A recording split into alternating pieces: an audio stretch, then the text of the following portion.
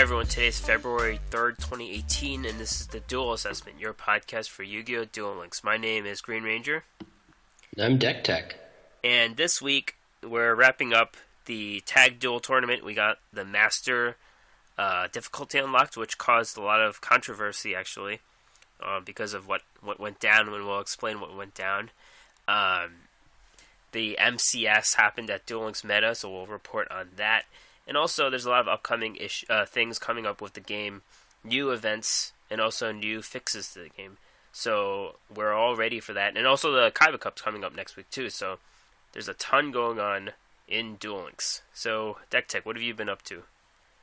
So, as you guys heard last week on the show, I decided to actually start playing some PvP, and I got up to Legend 2 last time, and I was doing pretty well in there.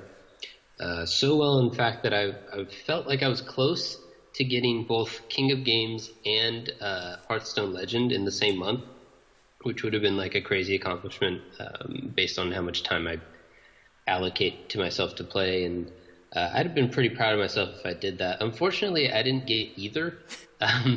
Kind of split my time between the two and failed to reach both. I was one game away from Hearthstone Legend, and I don't think I ever got out of Legend 2. I might have gotten to Legend 3, but I don't think so.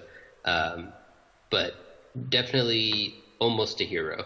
Other than that, it's been mostly the same deck, with a little bit of trying out some of the new stuff we saw at the MCS, and kind of just, auto-dueling the event and stuff. So nothing too exciting aside from the near excitement of almost being a champion across two different games. What about you? What are you up to? Yeah, I watched the MCS last week, part of it, and then I decided to try out some of the new decks in King of Games. I tried the Red Eye Slash at first, and I guess I bought a lot of packs. That's what led me to making these decks, but it wasn't that good, honestly, in my opinion. And then I tried the Snipe Hunter Red Eyes Black Dragon deck, and I actually like that one a lot because it plays a lot like Red Eye Zombie. So I think this is the deck I'm going to use for now, and also perhaps the Kaiba Cup. Nice. Yep. So, we're going to talk about the MCS5, which happened this week in esports. So, yeah, this was a 2-day event, as we mentioned last week. They had a Swiss with over 300 players, and then the next day was top 32 players in a single elimination format.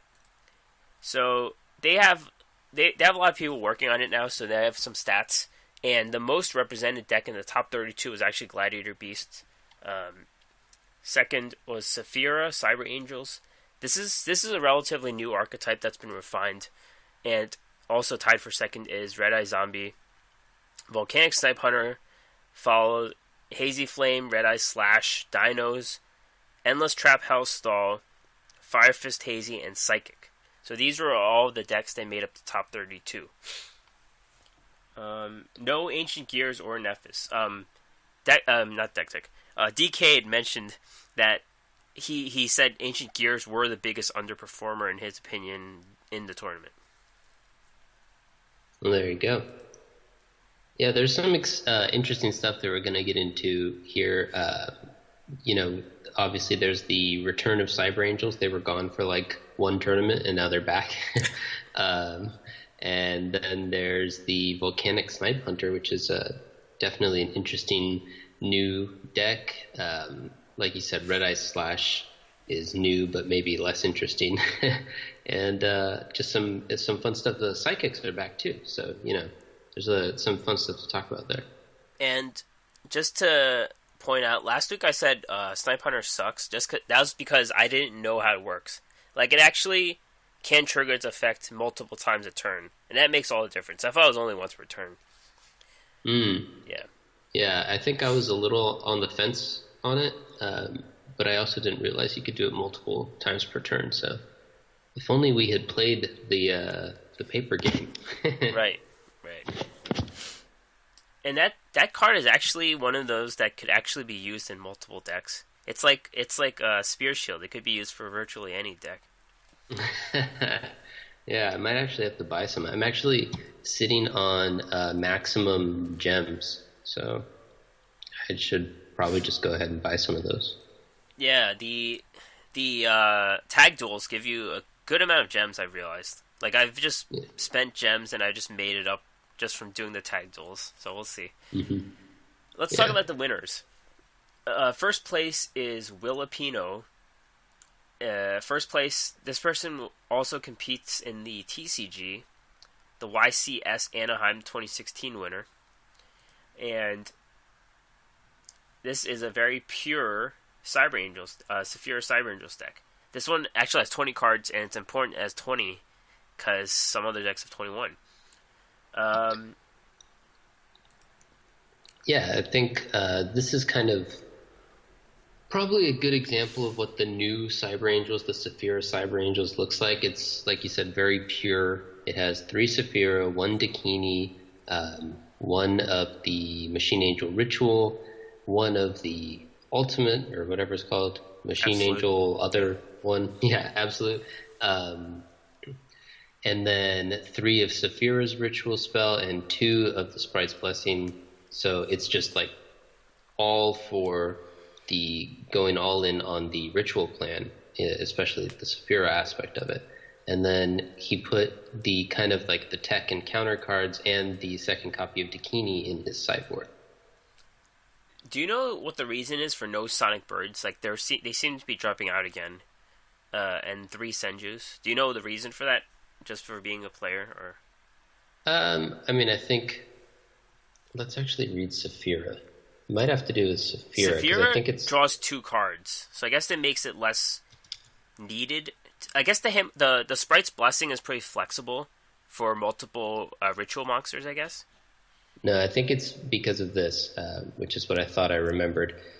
Saphira's skill activates not just like the turn that it's played, but it's during the end phase if this card was ritual summoned or if a light monster was sent from your hand or deck to the graveyard this turn, then you get to activate one of those abilities. So Senju gets to work like triple time because it's a searcher.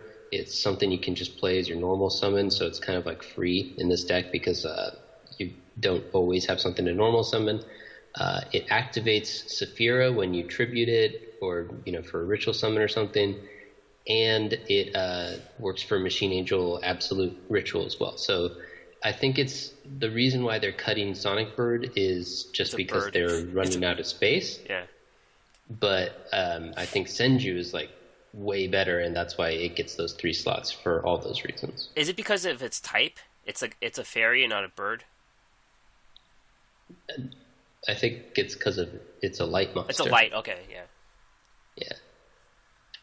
I think, well, actually, I don't remember if Machine Angel Ritual requires it to also be a fairy or how exactly that works. But it works with both Saphira and Machine Angel Absolute.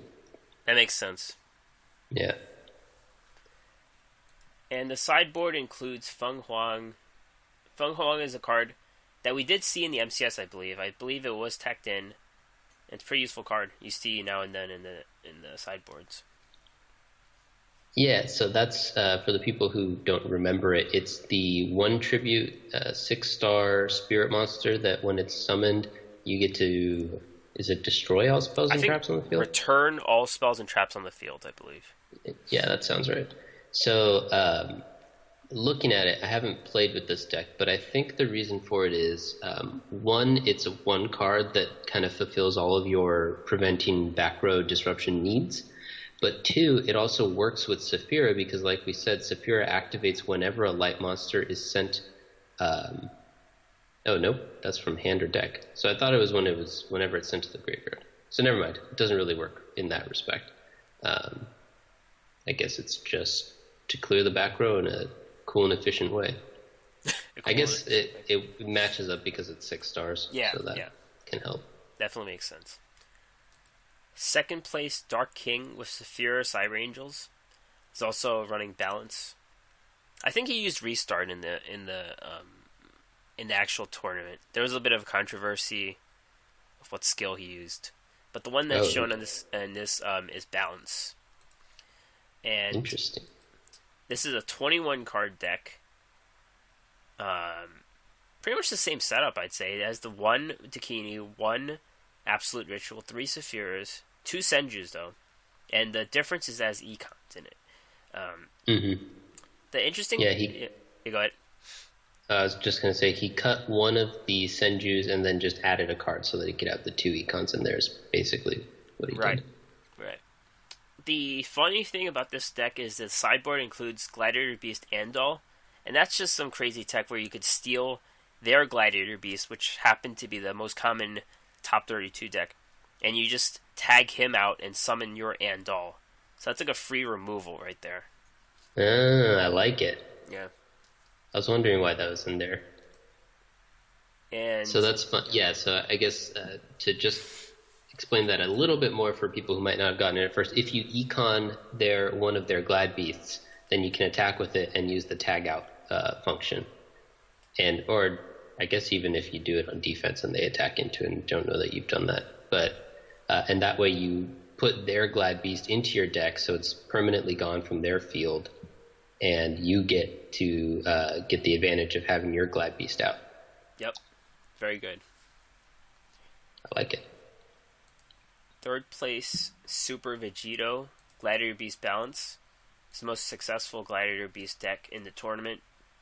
We haven't seen Balance with Gladiator Beasts in a while, so they do run Impenetrable Attack. We saw previous decks like Parasite Infestation and Dual Standby, I believe. They moved away from having that card, but this is a bit of an older look. And they were the most common deck in the tournament, so definitely a good deck to bring to any competitive format. Fourth place, Taichi 0715.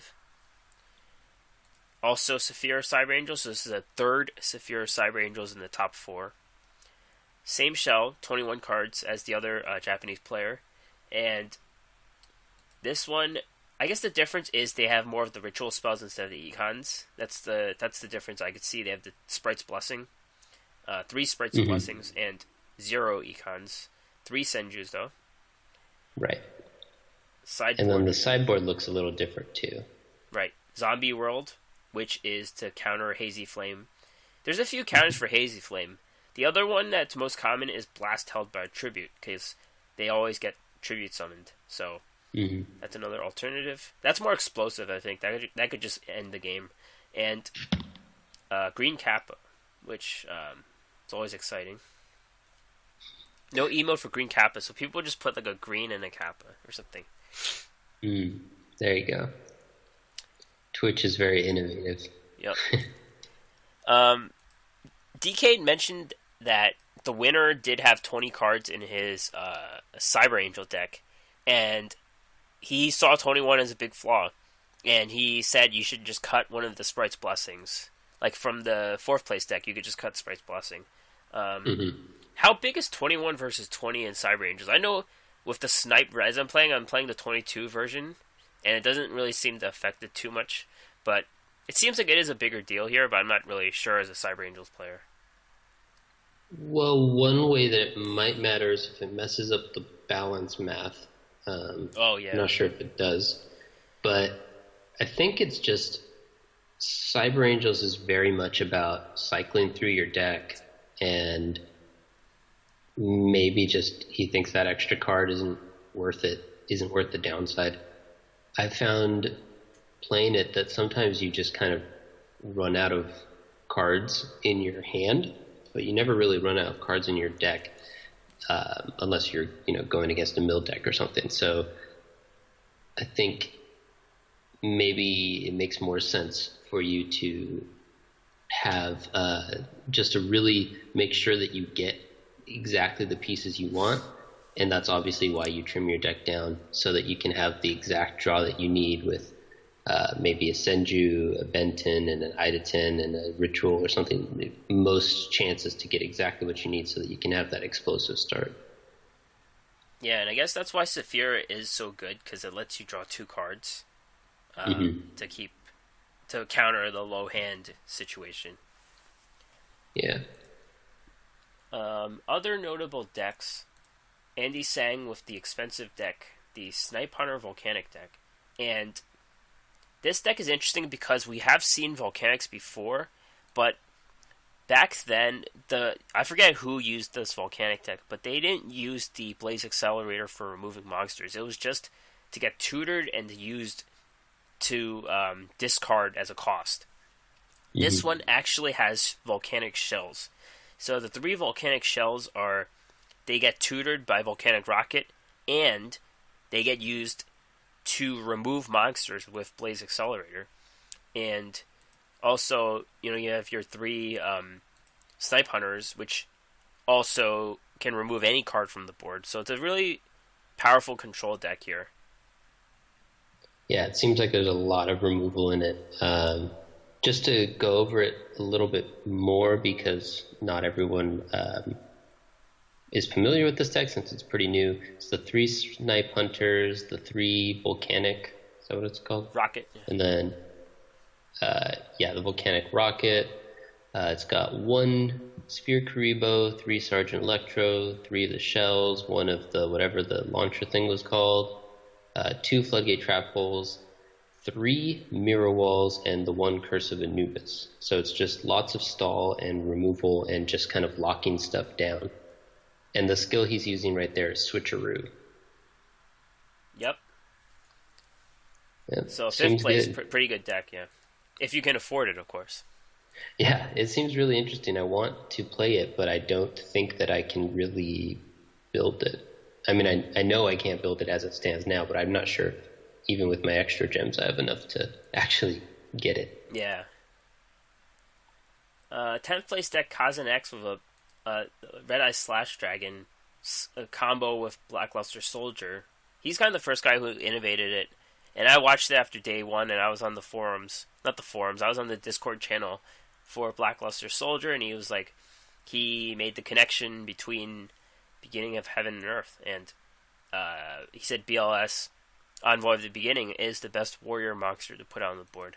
So, this deck has 3 BLS Envoy of the Beginning, 3 King of the Swamp, 1 Blaze Man. That's probably because he is free to play. I think the Blaze Man is good because it's a warrior and it tutors out of polymerization, so it's 2 of the 3 pieces you need. Yeah, I meant that if he spent money on the packs, he would have gotten more than 1. Because I only have 1 as well. Yeah.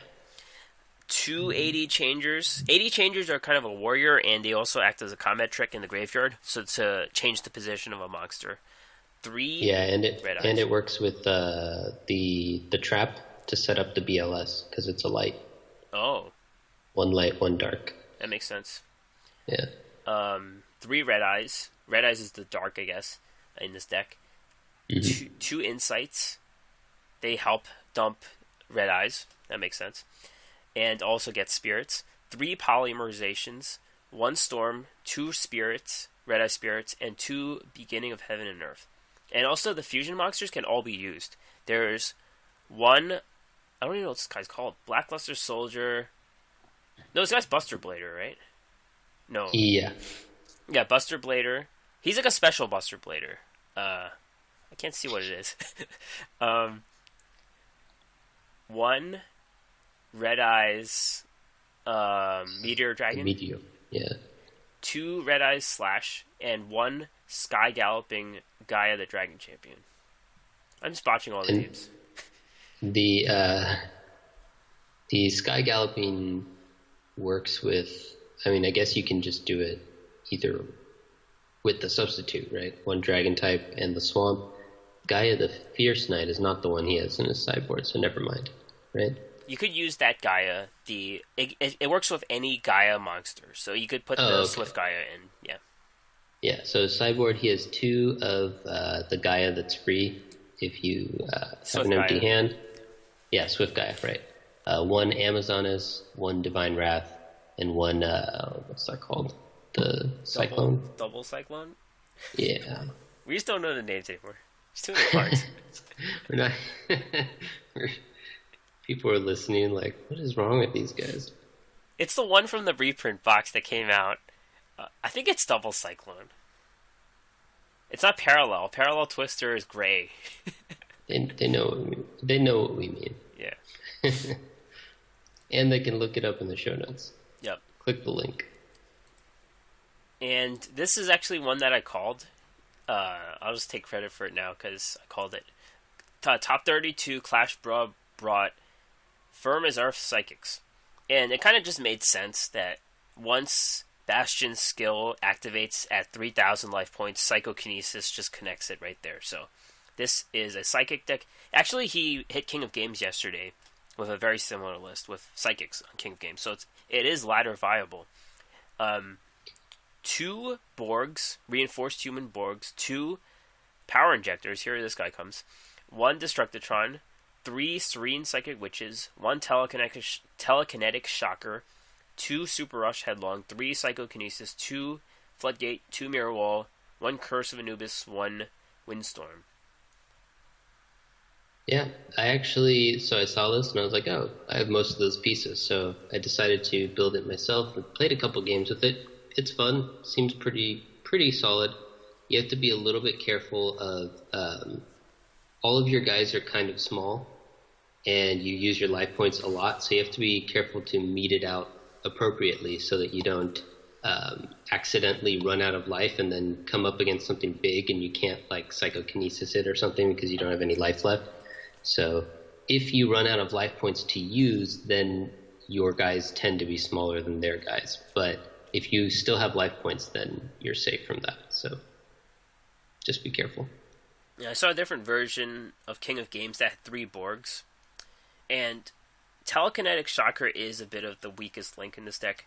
Like, it doesn't really do much other than being an Earth type.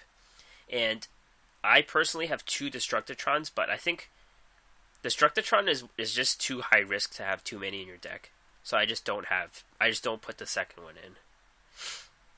Yeah, so the way I'm running it is I only have one of the reinforced Borg, so I'm only running one of him. I've got the 2 Destructitrons just because I have them, but maybe that's why I was running out of life, so maybe it should be cut. And then I put the 1 Gladiator Beast Andal because he's just beefy. And I've got 3 econs, and I didn't even think of that interaction for stealing Glad Beast, but now it seems even better to have it in there. You should have Popcorn. Yeah, I finally got my playset of Popcorn, so I might. Yeah, there's a lot of other decks in this list as well, so it's all in the link. Oh yeah, just to explain a small controversial issue. There was a lot of the 3K. There's a bunch of players under the 3K banner, and they're like in a team sort of. They work together, and they all brought Endless Trap Hell Odeon decks to make everyone miserable and make tournaments last really long and make people wait hours before they could play their Swiss. Anyhow, there were mirror matches where it went till turn 50. And apparently in Duel Links, the game ends at turn 50. It ends as a draw. And I don't think anyone knew that Duel Links had this rule until it happened here. Or it never was a big deal. And pretty much DK'd just decided. He was looking up some of the rules for the card game, and there was a rule somewhere how whoever has the highest life points wins. So that's what he decided on the fly here with this tournament. So it's crazy, right? This deck just came about thanks to some nerfs, I guess. It allowed it to come in, and we're getting 50-turn games every now and then in a big tournament. Yeah, that sucks. And I've also heard of, at least when I used to play Magic, almost all of their tournaments were Swiss back when I played, and they would have time limits on the rounds. And that would help prevent the problem of people waiting for like hours for you to finish your match.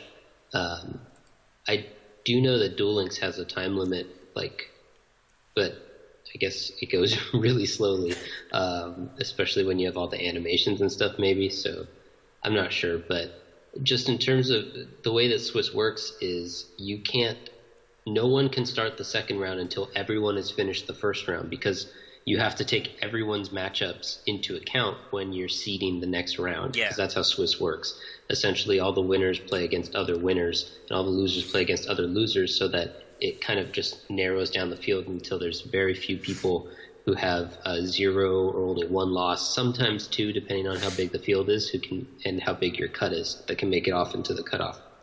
So essentially you have to wait for everyone to finish. And so sometimes that can be a little bit annoying for the players who are waiting on you. Yeah, that's what happened here. I think DK put the MCS at 3 losses. You were out at 3. So this actually is a great segue into our next part. We have an interview with Ruxin34. He is a YouTuber who competed in the MCS 5. And you will hear more about these weights, what Ruxin did during these weights, and his competition. So the goal of this interview I conducted was just to see a player perspective competing in MCS, and if you as a listener want to compete in a tournament, what you should expect, how you should prepare, how you communicate with people during the tournament. As I mentioned, the turn 50 ruling happened mid-tournament, so if you weren't listening on Twitch, or if you weren't on Discord or Smash GG, you wouldn't have known this rule. So you will hear about all that in this interview, which follows now. Hey everyone, this is Green Ranger from the Duel Assessment. As we mentioned earlier in the episode, here is an interview with Ruxin34, and the goal of this interview is just to get a feel of the Meta Championship Series, what it's like competing in the tournament, and also other Duel Links tournaments online. So, Ruxin34, who are you, how did you get into Duel Links, and how did you get into Yu-Gi-Oh?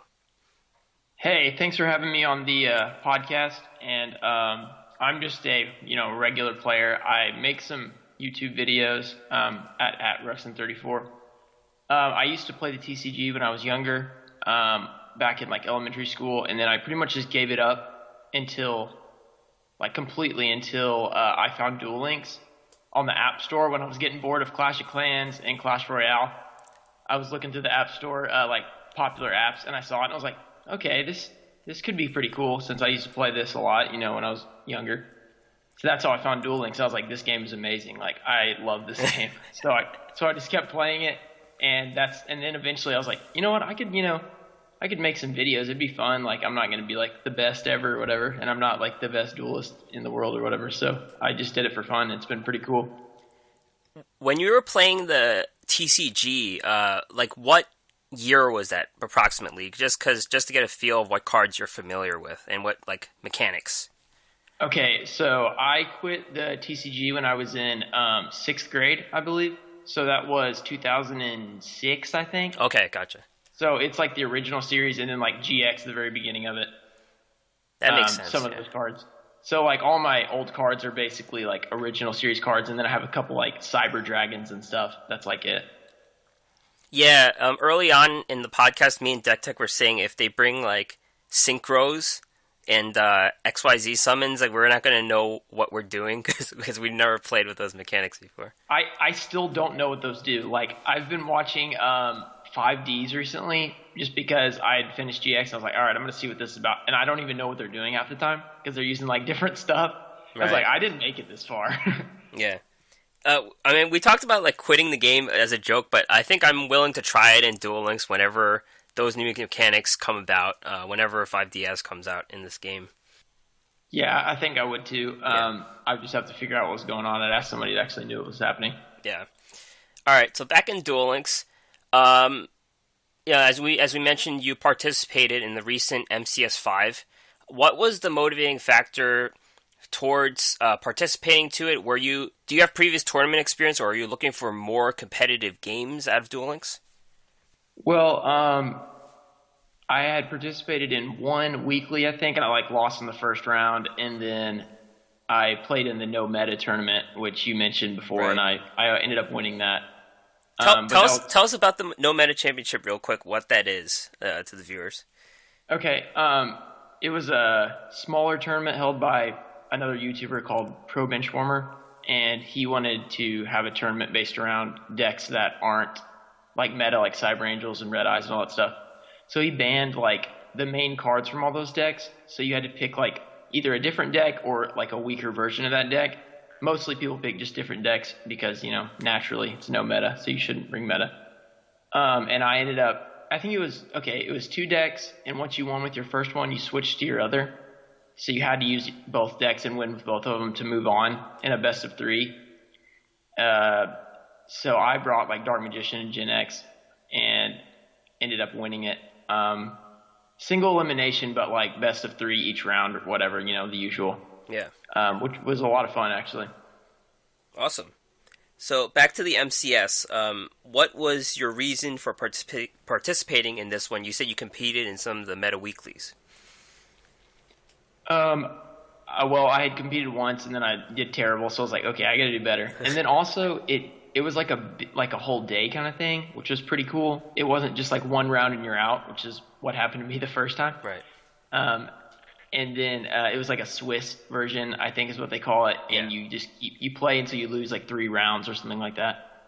And so that was pretty appealing. And then the fact that like you could possibly, I wasn't going to, win like over $1,000 or whatever, which would just be pretty crazy to say. But there was no way I was going to win that. But that was kind of cool too. And then obviously the whole streaming, you want to get on stream, Right. There's me playing on the in the tournament or whatever, So just all those kind of like mesh together. And the fact that it's just, playing the game and I love the game. So awesome. What deck or sideboard? Yeah, it was a 1 deck, 1 sideboard, I believe. Which one did you bring to the tournament, and what decision making went into bringing that specific deck or sideboard?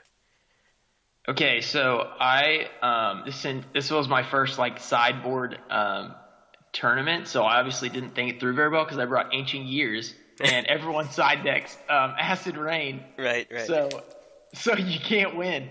My first matchup, I think I won the second game or something after having lost. So we were in the third game, have my Ancient Gear Golem out. This dude pops the Acid Rain and destroys it, and I was like, oh no, I can't win. I'm gonna lose every matchup now. So I did not think that through very well. I didn't even know what a side deck was until this tournament. Right. I was like, I gotta figure this stuff out. So my side deck isn't as good either, but I did bring Disappear, which I had seen people bring before. It's really good against Red Eyes, Cyber Angels, Dark World, stuff like that. They use the graveyard. You can banish their stuff from their graveyard so they can't use it. And then I also, in my own side deck, I brought Blast Held by a Tribute because I thought it might work on Hazy's. Yeah. Which I ended up facing, but they also had teched in a Sacred Phoenix, so it didn't do me any good because they just destroyed it. Oh, man. So that was actually an interesting deck the guy was running. It was Sacred Phoenix and Hazy mixed together. So it pretty much countered my deck pretty well. But I also brought Strike Flush just in case someone was running, a burn deck with 3 back row or something. Mm-hmm. Snipe Hunter because I just gotten it and I was like, you never know, this might be useful. It could be cool. And then a Cursed Seal, the Forbidden Spell, which nobody ever uses. But I was like, if I actually pulled, destroy one of their spells and banish them off from their deck or whatever happens, that would be pretty cool. Especially if they're using Machine Angel Absolute Ritual or a Red Eyes Insight or something. I didn't actually ever use that. The only ones I actually put in my deck were Blast Held by a Tribute and Disappear. I didn't even put the other ones in on the second game or third game. Yeah, the Acid Rain really sucks because people just put it in for Electro, I think. And then it just eliminates Ancient Gears from the tournament just because everyone does it. Yeah. And there was one this week, one of the top guys, the Japanese guys, who played Andal, Gladiator Beast Andal. That's some crazy sideboard that I would never even think of, but that's really good. Yeah, that is weird. Yeah. So just tell the viewers what your overall experience was. You said you spent a whole day. How many hours overall? And was this the most competitive experience you faced? And how does it compare to the ranked ladder or the Kaiba Cup, which is coming up actually? It was a pretty long event. I obviously didn't make it out of the the first day or whatever, because I think I went 2-3, so I won 2 series and lost 3, so I was eliminated. But that lasted the reason it lasted a lot longer than it should have because of the new burn decks, the Endless Trap Hell one. Yeah. That last, the 50 turn thing that you saw. It was where people were running Odeon and using the glitch skill of Endless Trap Hell to return their entire, all of their traps to their deck except one that went to their hand instead of just 1-1 like it's supposed to be. So people were making their games go to turn 50 and get a draw. And that was making, you have to wait on your entire, pool to finish their round 2 or round 3 game. Right. Oh, okay. And if they were running, 50 turn games in their best of 3, then everyone else was done in 10 or 15 minutes, and they were done in an hour. So this one lasted probably 4 or 5 hours for me, but really it could have ended in 2.5 probably. Yeah. But I'm sure there will always be longer decks. So I'd say about 3+ hours, no matter what happens, even if you're running quick games. But yeah, it was about you gotta carve out a significant portion of your day, but it's definitely worth it because it's on a Saturday. So if you're not working or anything, you can do it or something like that. And the competitiveness of it was very competitive, and it was a lot different than the ladder. The ladder, as I'm sure most of you know, and that is random. Sometimes there's good decks, sometimes there's complete meme decks. Just stuff that nobody should be playing if they're trying to win, right. So especially King of Games. King of Games is terrible, but Legend is probably the best, and it's still not very good. But in here, people are running very serious decks, and they have their side decks prepared for, other than if you're me and you're running Ancient Gears with random stuff. But most people have a really good deck and counters for every other meta deck. So it's much different, which is one reason I think it's a lot of fun, is because it's playing a completely different game almost. Right. Because everyone is really trying to win. There's nobody in there that's just I'm going to play this for fun. Hardly anybody does that. Yeah, you set your difficulty of the game to the max when you're doing the MCS. You played? Did you play in the last Kaiba Cup? Yes, I did. That was I got into this game about late September, so yeah. I think it was a month and a half after I got into it. I think November was when it was. Is that when it was? Yes, November. Okay, so yeah, I was pretty early on, and all I had really was Ancient Gears because Crowler had just come out. Mm-hmm. So I did make the next round. I hadn't made King of Games yet, so I made the next round, and then I really got annoyed by the disconnect thing that was going on. Yeah. Because early on, I was actually doing pretty well. I was using some weird Mausoleum deck or something, and I'd won 10 in a row, and then I disconnected 2 times, and then lost another 2 in a row, and I just gave up. Right. Yeah, the second Kaiba Cup, which was the one in November, was ruined by that, and I myself lost 5 games from it, but it was closer to a more competitive thing just because you saw the same decks. But the difference, I think in the upcoming Kaiba Cup coming next week, they're trying to fix all of the issues with cheating and stuff. So hopefully it will be better than the last one just because of those issues. Yeah, I really hope so, because it would actually be a decent event, even though it's you got to play a million games to actually do well. Yeah. If you can at least finish your game and get the win if you won, or get the loss if you lost, without disconnecting, that would be amazing. That would be so great. Yeah, now that we have a week before the Kaiba Cup, it's a good time to know what deck to bring in to practice it. Do you have an idea of what deck you're bringing to the tournament yet? I don't, because one, I really don't have a go-to deck yet, because I just play every single deck. But I have still had a lot of success with Cyber Angels, even though I don't like to play them because I feel kind of dirty. But yeah. Now that they're worse, I feel like it's okay to play them. If you have the Sephiras, then you could just make it work. Yeah, I've got 2 of those, so I haven't used 2 yet, but I think I'm going to try that out. I haven't used them since I got the second one, and they did pretty well. They won the MCS, mm-hmm, so even though they didn't do as well in this last weekly tournament that I was in, because everyone was ready for them. So I don't know if it's going to be the same way in the Kaiba Cup or not, if people are going to be running their enemy controllers and floodgates. Right. All right, back to the MCS. Tell me how you communicated with the staff during the tournament. I know as a viewer, I was watching it on Twitch. DK mentioned the turn 50 thing, and he made the ruling that the person with the highest life points would win the game. What windows and what websites did you have to have open during the tournament to get communication from DK? Okay, well, apparently this is my first MCS, so I don't know what they did before, but they switched this time to Smash UG, which I think is a Super Smash website originally, and now it's kind of like a tournament kind of thing. So now you can like put any tournament in there. So the MCS was in Smash GG. Everyone had to log in, create an account in Smash GG, and then it would like create a bracket, and it would like tell your pending game. So if you had a matchup and both players were ready, it would say their names, and it would have 10 minutes, and it would start counting down and say it was going to be an automatic loss if you didn't check in. So you check in, and both players check in. Then you start. You can chat on there as well, so it made it really easy to communicate. And they'd be like, yeah, go to this room. So you go to the room, you play your games, you confirm who won and lost, and then once all the games were confirmed, it'd move you on to the next round or, whatever. So it was actually a really good website. Once you got signed up, the sign-up part was a little confusing, but once you did that, it was really easy to navigate and made it really easy to, know when you're playing and stuff. Did you have Twitch open to watch some of the games in the meantime, or is that banned? I wasn't really sure about that. No, yeah, you could watch Twitch.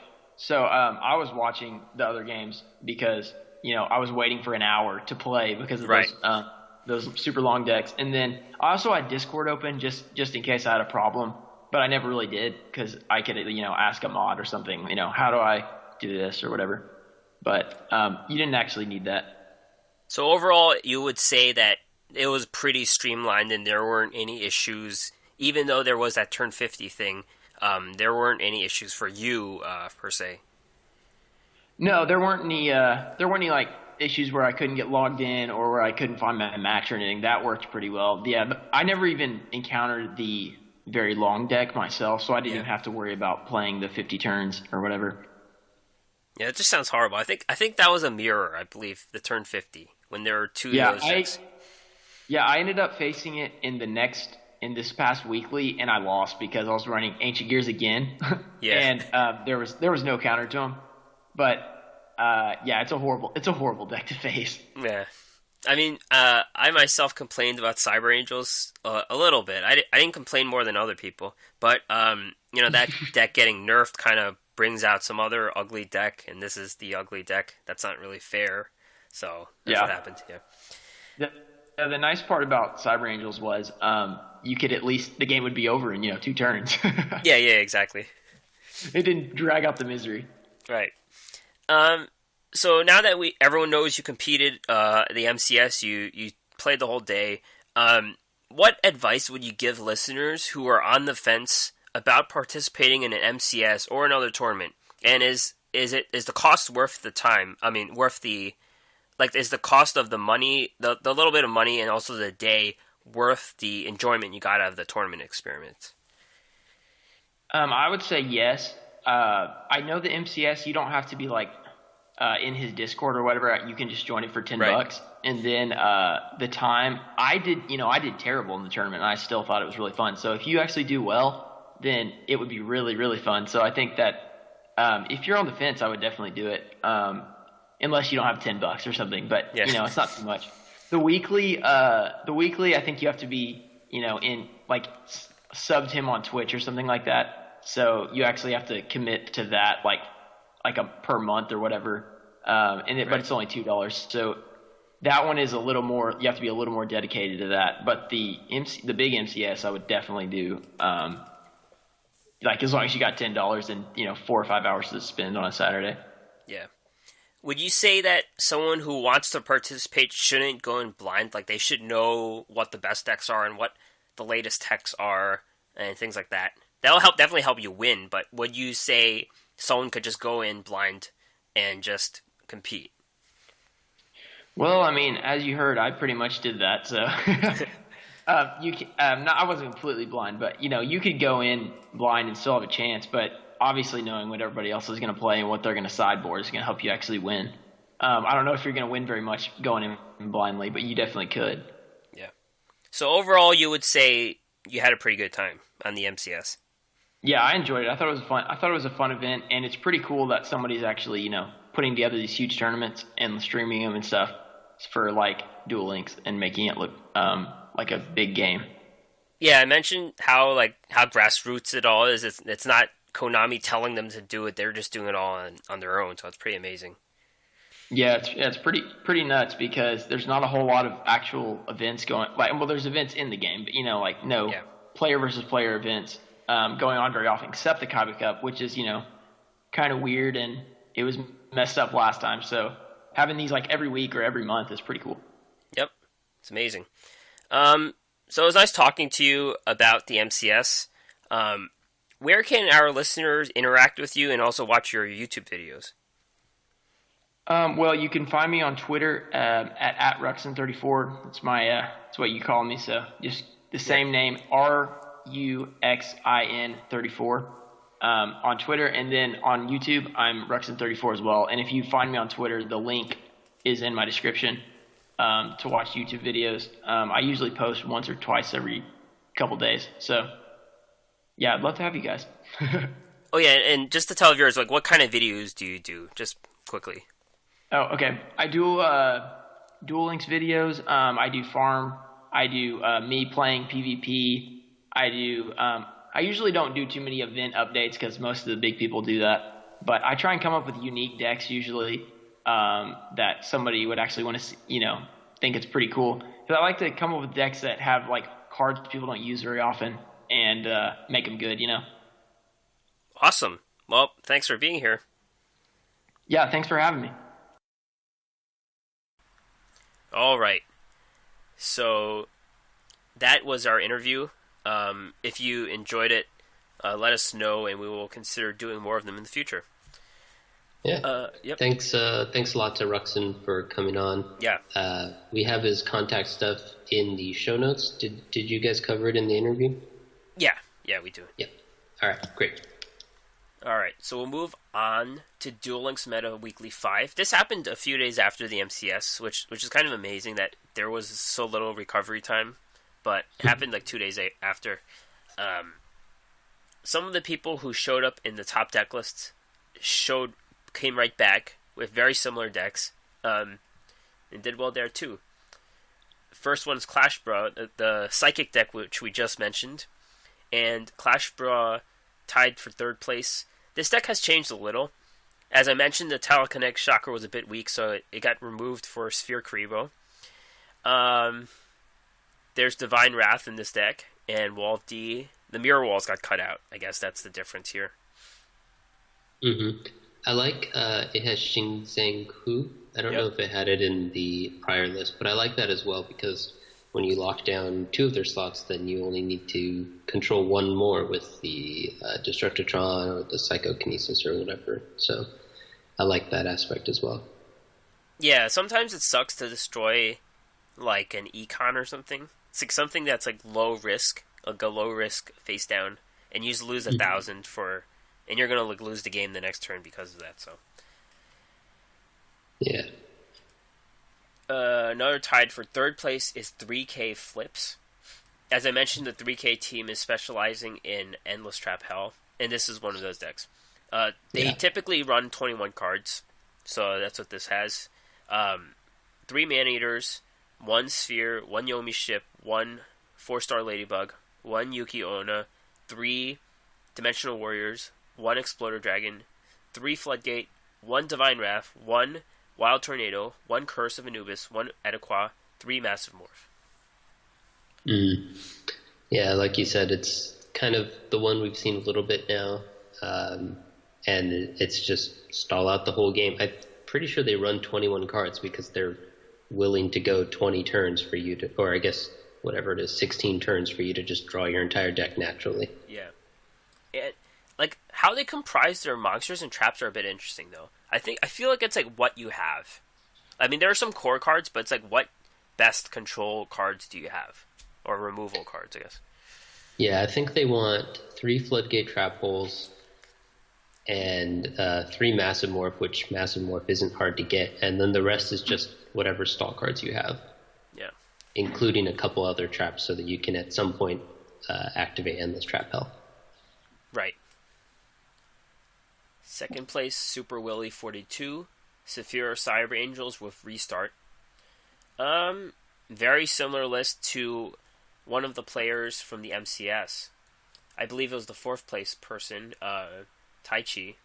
No, not Taichi. It was Dark King with the Econs. This might be the same exact deck. It is. It's the same exact deck as Dark King. No. Yeah. The Absolute Ritual is... There's one less Sprite's Blessing. There's one more Sprite's Blessing and one less Absolute Ritual. Oh, really? Okay. Yeah, just a slight difference, yeah. Yeah, well, and it's also Restart, whereas the other one was Balance, right? I think Or in the was that tournament he controversy? played played Restart, yeah. Right. Sneaky. So he was a fan, he watched the tournament, and he copied the list. Did well, though. Yeah. And first place, Select Maple, did it with Gladiator Beast Balance. Again, this is a very similar list. This is pretty much an offshoot of MCS5 because of the same deck list.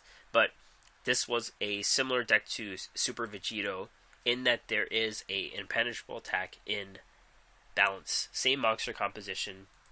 They do have Fire Formation Gyaku, which gives your Beast Warriors 100 extra attack, along with the Lockdown ability. Yeah, so I mean, I guess it makes sense that there isn't too much of a shift in deck list since it was just a couple days later. So I guess that means that these people, both groups of people, which are obviously very high-level players and some of the top community members, are kind of in agreement as to what the best decks are in this specific meta. Yeah, it's not surprising to see this influence the upcoming Kaiba Cup. Like, these are what you should have burned into your brain. Maybe more Right. Red Eyes.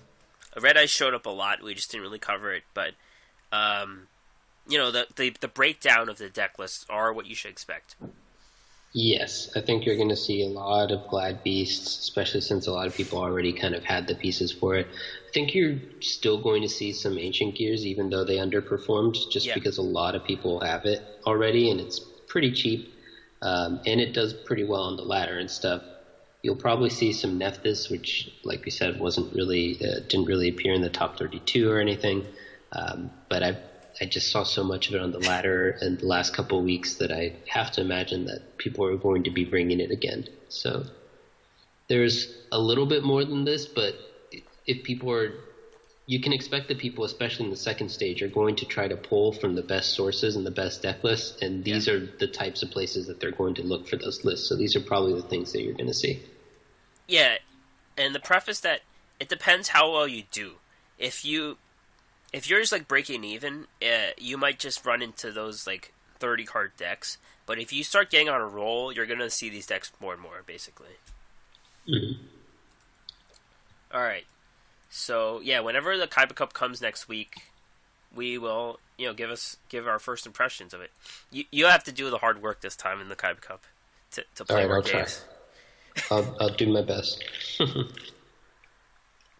right, the tag duel tournament continues.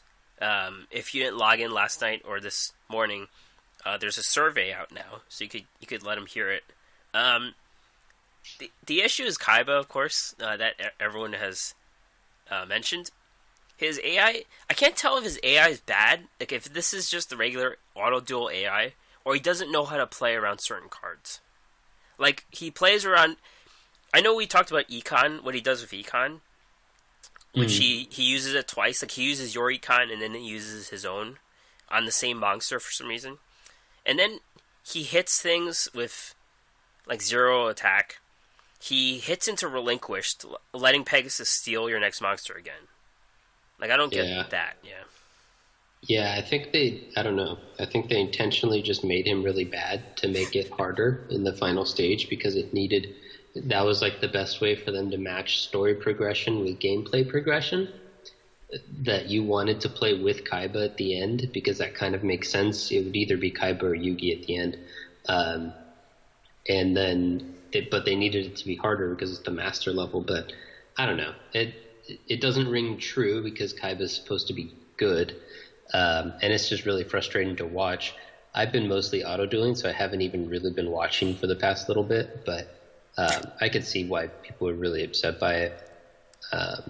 If I were the game designers, I would have just made Kaiba be his, pretty good self with decent AI, and instead just made the opponents like really strong. Like, I don't know which opponents we'd want to pull out to randomly have really good opponents, but I would just make the opponents have better decks. Yeah, I mean, they have pretty good superpowers in that they special summon like a free silent magician to the field when they take damage or stuff like that. But that was pretty much the worst part of the tournament. Another bad part is the draws. How many Evil Swarm Salamanders do you have? Do you yes. Know? So far I have 2, and I've opened about 20,000 whatever's worth of draws. Yeah. I didn't count how many draws I did, but I have like 60 ends, and I only have the one that they gave me for free. So I have every other SR. Yeah, every other SR and UR, like 3 times of that, more than 3 times of the other ones. Yeah, I have a ton of the UR magic with all the friends. Yeah, I have 5 of it. Unity, but I guess I only opened 1 Salamandra, which it makes sense that they gave us 1 because I was surprised that I had 2. Yeah, that card's good. That card's... I got beat by it on ladder. The 1850 is actually very relevant because it lets it get to 2450, which is a magic number against Rez. Yeah. And Shiny Sophion got King of Games in 1 day with 3 of them in a dinosaur deck. It kind of took over... I forgot which card it took over. Electro, I believe. So Electro, Black Brachios, and Hydrogeddon. And then you have a bunch of stuff that locks down the back row like Electro does. That's a really good deck. Yeah, I'm hoping to get that 3rd one so I could try it out as well. Yeah, I'm just looking for the 2nd one. That's all I'm looking for. But other than that, the tournament was good. It was funny, I guess. You liked the Sam and Pegasus thing a lot. Yeah, I thought that was a fun little interaction. I also liked that the event could be auto-dueled pretty easily, unlike the the world ones where you have to kind of roll and then it does like a longer story bit. This one they kind of just exchange a few lines before each match and then you can go, so it's quicker and easier to auto-duel it. And that works with the way that I play the game. So yeah, it's just that you lose more than you wanted, I guess. That's yeah, even then though, like, you still get your coins, I guess. Yeah, you still get a decent amount of coins, and I didn't really lose that much. I don't think I ever lost in easy or hard mode. And then in the master mode, I only lose, like, I don't know, 1 out of every 6 games, 5 games or something like that. Even just auto-dueling and with Kaiba trying to mess stuff up, you still don't win. Still don't lose too frequently. So. I have lost against everyone, though. Like, I've seen everyone's victory screen in Master. Oh, there you go. Maybe I just don't have the right deck. I don't know. Maybe I'm not paying attention. I'm losing more than I realize, but it doesn't seem like it's that bad. Anyhow, still do the event because you do want your Salamandras. That's definitely a card you want. Yeah, for sure. Triamid Pulse too. I've seen some use with Triamid Pulse today online. So, but you should have like 5 of those. Yeah. We're gonna talk about the new trader card stuff, right? And that one deck had it. Yep. So, yeah. Another event that happened were the Duelist Challenges. The 5th one came today, this morning, or middle of the night. And, these are those quizzes that they give you. And they give you the 2nd Gravekeeper's Vassal here, which is good because a lot of people, for some reason, got rid of theirs by accident. I think the card that they wanted is Twin Battle Dragon. I feel like that's one of the cards you see in the trader and you really want it. I remember I was destroying like useless dark cards for a reason. I think that's the same reason. Yeah. So it's good that Konami actually did this, though. I like that they're giving a free vassal. Yeah, I mean, it's nice that a couple people... It's nice for the people who lost it and are now back, so... Yeah. You don't need two. You don't need two, nope. Yeah, you're never going to run two. It's more for the people who got rid of theirs for whatever reason. Yep. Dark Hunter is a new card, 1600, 400 Fiend. This card's effect changes depending on the number of dark monsters you have in your graveyard. If you have 1 or 0, this card loses 400 attack. If you have 2 or 2 to 4, this card gains 400 attack. If you have 5 or more dark monsters in your graveyard, you can send this card to the graveyard to destroy all face-down monsters your opponent controls. Yeah, it's an interesting card. I'm thinking a lot of the time it'd be better to have 4 monsters than 5. Just based on the way that this game's currently played, there's not a ton of like flip monster effects and stuff that people use. So yeah, I don't know. It's an interesting card. That Probably effect not going to break the game. It does counter the Odeon stall deck a little, but you need like the 5 monsters in your graveyard. It's kind of hard to do against that deck. Yeah, you'll get there eventually. Yep, that's it. So, 1 new card, 1 repeating card. Yeah, and also just real quick, these challenges were a little bit harder than like the last couple we've gotten, so they were kind of fun. There was one that took me a few tries because it took me a few tries. I couldn't solve the one. I couldn't solve the new one. Oh, really? I was tired last night, and I just looked it up.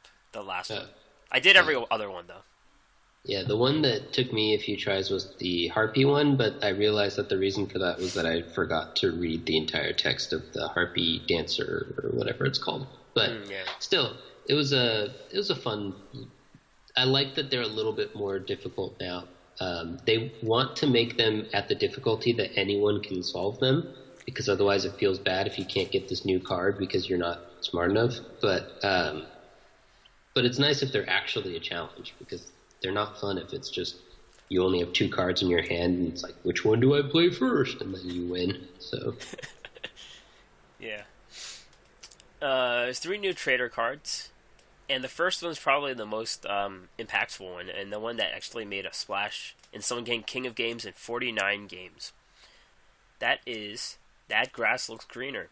And That Grass Looks Greener is actually limited to 1 in the TCG. So it is stronger in the TCG, obviously. It's a normal spell.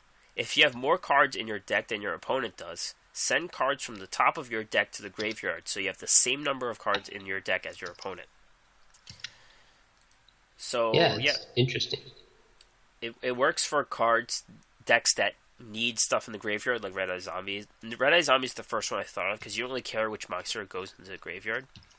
But someone got King of Games with this with magnets.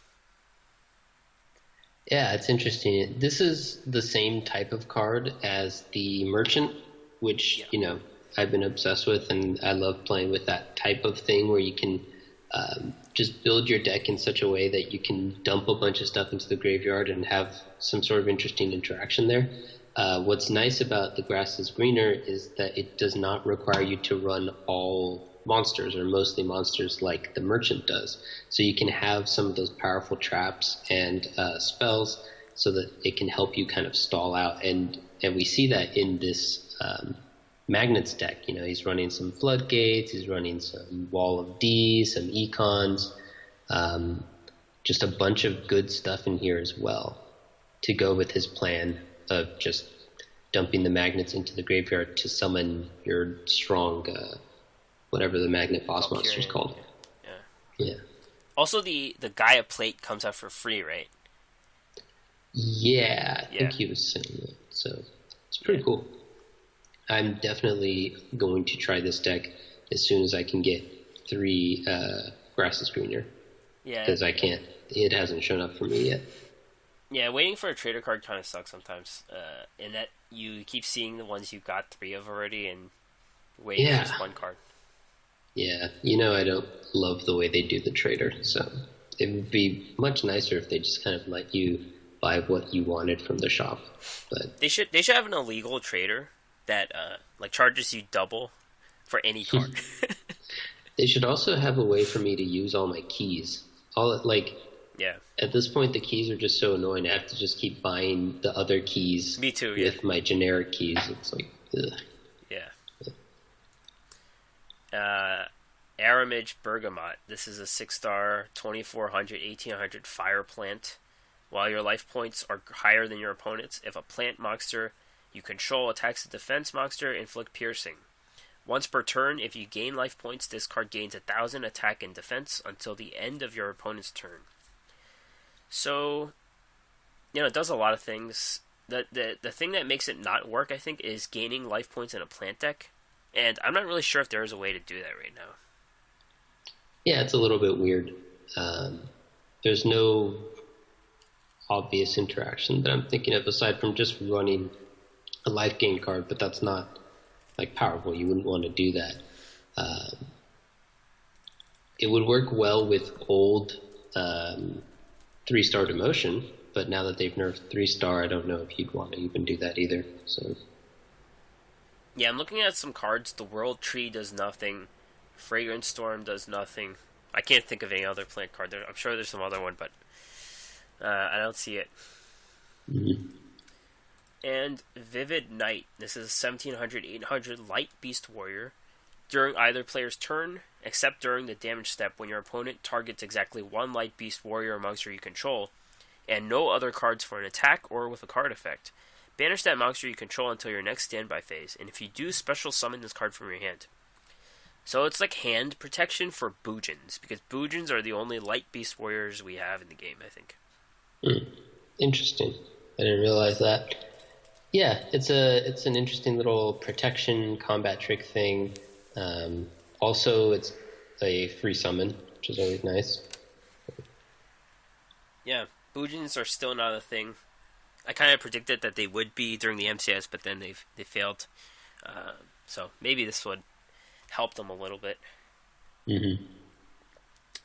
And the new ranked rewards. There's a new season in February. This is the shortest season, of course. So if you're like one of those day 30 King of Games grinders, you have to do a little bit faster. Yep, especially since Kaiba Cup's coming too. So you're going to have a lot less time to be in PvP. Unless they magically...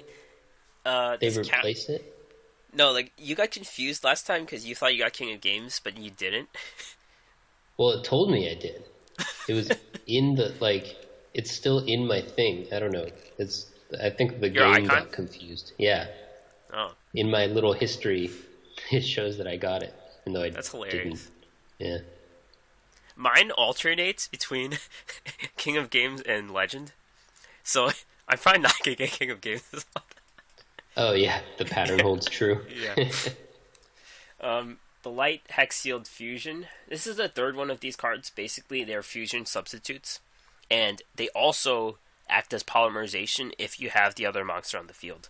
So, let's say you want to make a light fusion monster. This card plus the other card on the field is a free polymerization, basically.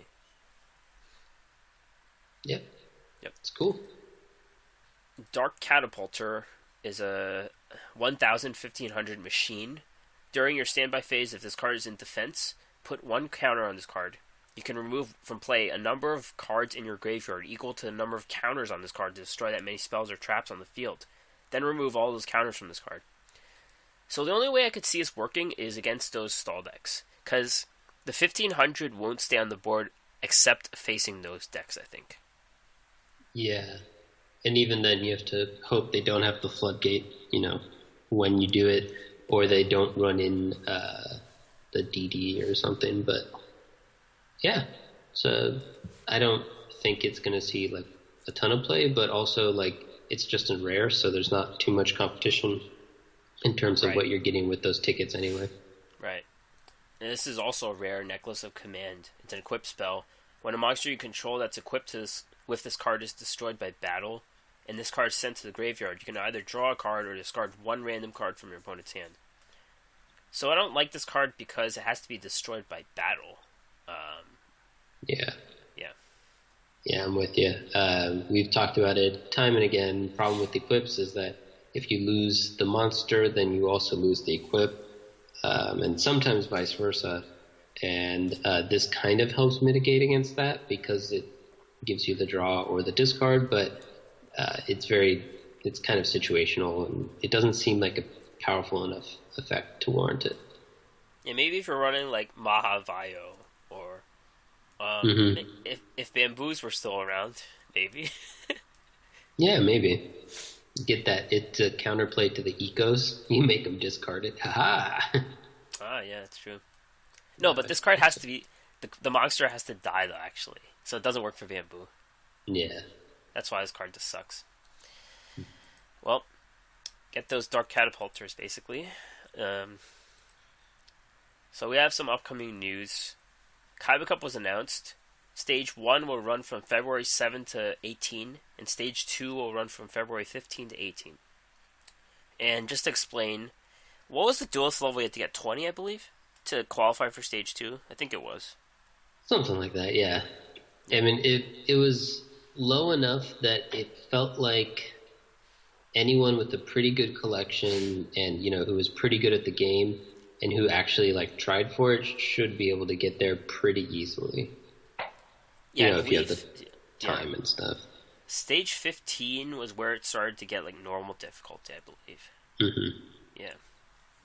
Yeah, I mean, a lot of people, and we've actually mentioned it as well, there's rewards just for playing in it, so you should do it even if you don't plan on, trying to get super high, even if you don't plan on trying to get to Stage 2, even just playing in Stage 1, you get some rewards for that. And so there's a lot of people who are following for that reason, who are just in the Stage 1 part and really wouldn't compete with the people in Stage 2, but they're just trying to get the rewards and have a good time and all of that. And you should do that too, but it's part of what makes it kind of easier for the rest of us in Stage 1. Yeah, if I recall, they're giving out 150 gem rewards for rank ups. Yeah. Something like that. Something absurd. Something absurdly nice. Good. Yeah. And I remember last time it was this is a fun and diverse meta, and I'm ranking up pretty quickly and all of that stuff. And then, as soon as it switched to Stage 2, it was nope, it's all Cyber Angels. And, of course, the cheating that happened, that ruined it for me. Yeah, I didn't experience too much of that because I accidentally forgot to play last time. So maybe this time I'll play a little more in Stage 2. Didn't you go to Palm Springs or something that weekend? Yeah, we were in Palm Springs that weekend, and our car broke down, and so we were dealing with some stuff. Our car broke down on the way there, and by the time I was done dealing with everything, and it was all right, it's time to relax and play some Duel Links. Nope, the event's over. Your buggy broke down. You had to win a chocobo race to get out of the desert. I appreciate that reference. Yeah. Bamboo Nerf coming on Monday. Finally, the golden sword is gone. We called it. Score one froze. Yeah, we called a couple things now. We're on a roll. Yep. Finally, this is not finally. This is the penultimate thing. Upcoming issues. Updates. Chazathon's coming on Monday. I guess they didn't tell us it was a dualathon before, but that's better. We don't really have to farm him, I guess. We're just going to get cards. Yeah, I think I got the clue from the name Chazathon that it would probably be dualathon structure. Yeah, and people don't know what we're going to get because Chaz plays every single deck. He combines all his cards in one deck for story purposes. He doesn't really care. So we could get anything. I don't expect Ojamas, though, because the clue says no more. Yeah. So it could be Dark Arm Dragon. It could be VWXYZ Catapult Dragon Cannon. It could be his when he was possessed cards. Yeah, it could be anything. Yeah, well, that'd be cool. Early February, there's going to be cosmetics for sale. You can buy your sleeves and game mats in the store. And we're also going to get Dark Magician Girl sleeves because that's the only beloved monster in the game, probably. Well, it's certainly one that people would buy. Yep. There's a Dark Magician Girl episode in GX, and the Twitch chat just goes crazy. It's kind of what the episode was about. Because everyone was rooting against Jaden. Like Jade, so they actually exist in the world, like the cards. So it's like a real Dark Magician Girl came out of the card or something, and it dueled Jaden. So that's what happened. All right. Mid-February, Esper Robe is coming back. I don't think we're going to get Jinzo. Maybe we would. Maybe.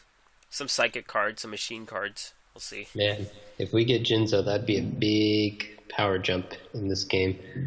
But at this point, we've gotten so many powerful traps, like, I don't know, maybe it is time to counter them a little bit. It's possible this comes after the Kaiba Cup ends. February 18th is kind of in the lower half, though. In the second half. Maybe. Yeah.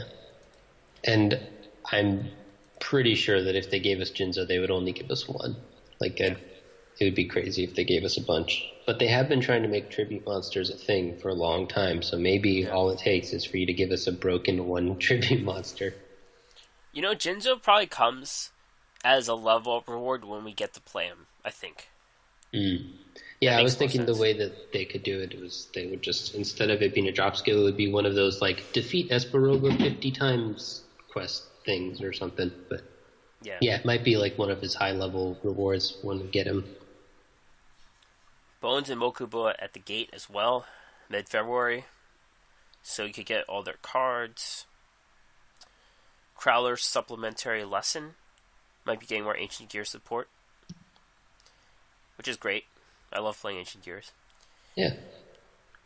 Late February, a new event called Duel Island. So we don't know what that is. It's a new event. Interesting. It sounds like, you know, those map-based ones that we've had a couple versions of now, but I guess if it's a new event, then who knows? Yeah. And early March, there's a new character who says something along the lines of, "Wait up for me, guys." And we don't know who this is. There's a lot of speculation about who it is. I'm probably wrong, but I'm going to say it's Tristan. I think it's a good call for you to just always say everything's Tristan now, because at this point, there's no... Yeah. You can't be more wrong. The context just makes sense. Even though he doesn't really say it, he probably says it... Like, everyone says that line, basically. Someone's, like, running away. Someone's running to duel someone, and the other person's left behind. They say, "Wait up for me." Everyone says it. Standard speech. It could be pretty much anyone, but I just want I want Tristan to come for you to be happy. Yeah, I finally shut up. Then you'll just talk about that time that Tristan came, like, forever. that one time. Upcoming patches, early February, signal loss after finding an opponent. Duels now count as a draw. So this was kind of the thing that got me during the Kaiba Cup, was losing right after you find the opponent. So those are going to be a draw now, which is great. Yeah. Countermeasures against cheat tools to reveal opponents' cards. It's hard to tell if you're the victim of this. I guess if you feel paranoid, Hazy Flame, people guess their cards all the time. Maybe. Yeah, I mean, I've seen some... I remember seeing a video where a guy kind of, like, explained how there's exactly, like, pretty much no way that his opponent could have played the way he did unless he knew exactly what he had. But for the most part, you're not going to know, really. So I'm glad they're looking into it. Yep. Communication error before the outcome of the duel. This is something I haven't really... communication error. Player who wins will remain the winner and will see the duel through the end. So I guess this is when you win and then it pauses. It's like waiting for players and then you lose. I think this is that scenario. Yeah, I've also even had, like, some weird situations where, like, I was about to lose and I didn't do anything. I'm not, like, rage quitting or anything, but it still does that little disconnect thing. And then I'm like, okay, I guess that's a different way to lose. But so I've seen it from both ends, where I'm about to win and they kind of seem to disconnect, and then it's just like game over.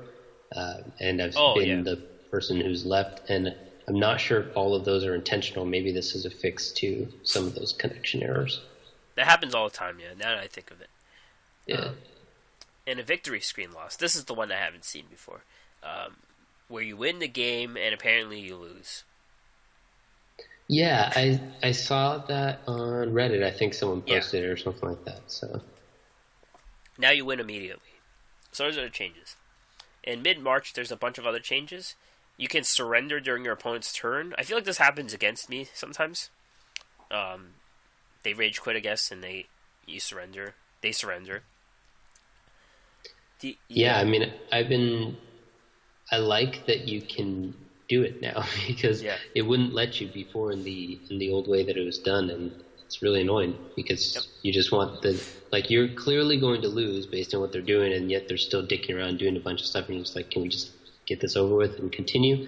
And I think that was why a lot of people were like rage quitting before. It's just like, I just want it to be over. So it's nice that they're finally letting us do that. The ability to report players after a duel. I guess that's if you find that they're cheating. I guess that's the only way you report someone. There's not really any like abuse in this game because there's no chat or anything. So. Yep. The ability to mute your opponent's taunts. Okay. They really care about taunts in this game, so now you can finally mute them. Okay. And a disconnect, reconnect. Yeah, go ahead. Nope, that's it. Oh. Just, I think we mentioned before that I don't really care about the taunts because I don't frequently play with sound. So, like, if they're, like, muting the emotes is just meaningless to me. That's the only way I could play Hearthstone now. I just get so triggered when they emote. Yeah, it's weird because it can really get to you. Yeah. And a disconnect, reconnect notification during the duel. So there's going to be an icon showing up if someone has disconnected and is trying to get back into the game. Yeah, that's good. I mean, I'm not sure if there's anything you can do on your side. Like, I guess it's so that they don't report people who disconnected and reconnected because now you know they're trying to reconnect or something. I don't know. Yeah. In some, we like these changes. Yeah. I mean, I think they're good changes for the game. I don't think all of them are going to be particularly impactful, but I do think that they're things that should be in the game.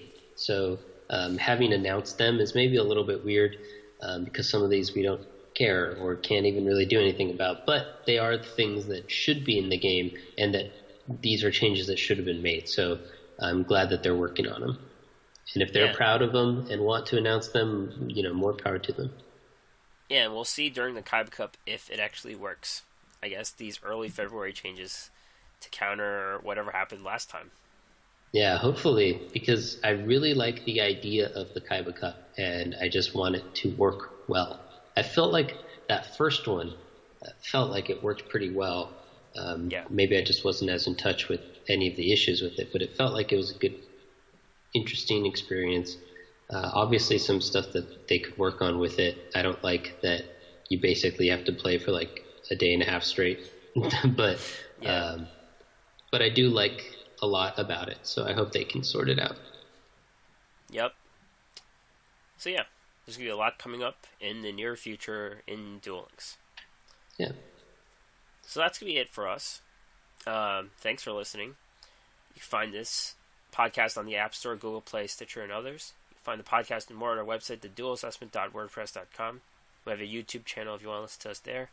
If you want to help support us, patreon.com/duel_assessment. Send us an email with any questions at theduelassessment@gmail.com. Or you can find us on Twitter at duel_assessment, me at Green Ranger HS, and DeckTech at HS DeckTech. That's right, and I'd like to add thanks to Ruxin for chatting with Green Ranger, and thanks for Green Ranger for handling that. Sorry I wasn't able to be there that time. You can find him at Ruxin34 on Twitter, and we've got his YouTube channel linked in our show notes. Yep. All right. Thanks, guys. Yep. Catch you next time.